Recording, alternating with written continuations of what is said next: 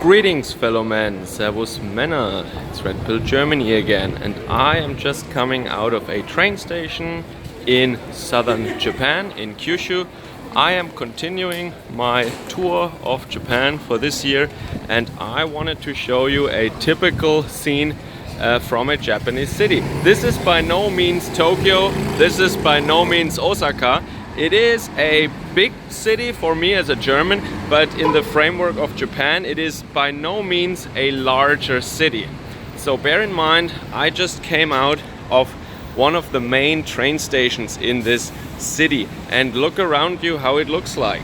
It is absolutely clean, spotless, so to speak. The only thing you can see on the ground are maybe some autumn leaves that have been falling down because it is November right now. But other than that, it is remarkably clean. It is very peaceful, quiet. Of course, there is some noise, but other than that, just imagine how it is like to come out of a train station in Western Europe right now. You see people who want to kill you, basically. Of course, there is some foreigners here. We have some foreigners here, obviously. But they have to watch what they're doing. They cannot do what they're doing in Germany, France, or in the UK, or in Italy, for example. This is actually called a yatai, and this is a mobile food truck, a food stall. This guy is just setting up for getting ready for serving customers for dinner. A very southern thing. You see it in continental Asia, but here in Kyushu, the southernmost island, you can also find it.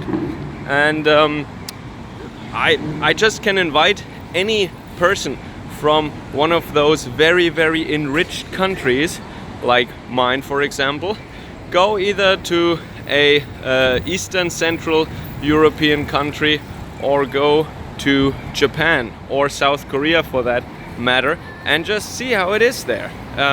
See how peaceful it is, how children can play easily on a playground without their parents or some other adult watching them all the time. Look how efficient, how well organized, and how safe public transport is, for example. And I'm making my way to a public square now, I think, and I can also show you how that looks like. Just around the corner, if I'm not mistaken, there should be a great public square, and you probably know how they look like in Germany, or in Western Germany, I should say, and maybe also in other Western European countries. A bunch of Africans, a bunch of Middle Easterners with knives, selling drugs, being aggressive, approaching people in an aggressive stance, trying to sell them drugs, asking for cigarettes, and doing lots of non-pleasant and criminal things, of course. This is the reality in most of the cities in Western Europe, and also in the US for a long time. But in the US, police force is much harsher, much stricter, so they have to be careful there too. But Europe has really gone down the toilet in the last decades. And here, as you can see, a nice public square, a little shrine, and everyone seems to be having just a good time. And even though Japanese per capita have less children than Germans, you see more children in public here. Because in Germany, people are so afraid, they lock their children up at home. They don't let them just walk around. So here you will see students in school uniforms, for example, like that specimen right there, for example. And even when it's late at night, they still go home alone, even young girls. And they don't have to be afraid. Nothing bad will happen because we're in Japan. Yeah, it's an ethno-state. Yeah, and that doesn't mean that there are no foreigners here. I mean, I was here. There are many foreigners here, but the foreigners are here legally. They're not here illegally. They have to support themselves. They cannot claim welfare. they have to work. They need to be students or work for a company here or do something. They cannot just walk around, sit around in front of the train station and just sell drugs and be on welfare, and decapitating people with their machetes. That doesn't fly here in Japan, okay? So I want to keep this brief. I just want to give you a little peek into how it looks like if you have never been in a Japanese city. And I don't want to show forests and tourist attractions all the time. This is how a normal Japanese city looks like. This is not especially rich. I mean, yeah, there are poorer neighborhoods too in Japan. Oh, so what does that mean? That means the real estate and the rent is cheaper there. The food is cheaper there. People with lesser qualifications, people with bad jobs can still afford a living there. And guess what? I ate there, I was there, I stayed there in those cheaper areas with poorer people living there. And guess what? There was never a dangerous situation. There was no crime that I saw there. There was no violence, nothing. So that means poorer neighborhoods here in Japan. The only thing that you have to suffer there is that the prices are lower. Oh, so horrible, you know? Low prices. Horrible. I think the Socialist Party of Japan should do something about that. Yeah.